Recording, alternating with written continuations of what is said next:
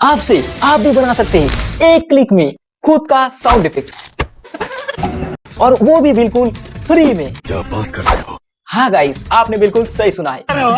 तो इसके लिए अपनी फोन से क्रोम ब्राउज़र ओपन करने के बाद इस वेबसाइट पे आ जाइए, और अभी आप जैसा साउंड इफेक्ट बनाना चाहते हैं वैसा साउंड इफेक्ट का नाम यहाँ पर टाइप करने के बाद जेनरेट पर क्लिक कर दीजिए, और कुछ सेकंड बाद ये वेबसाइट आपको वैसा साउंड इफेक्ट बना देगा।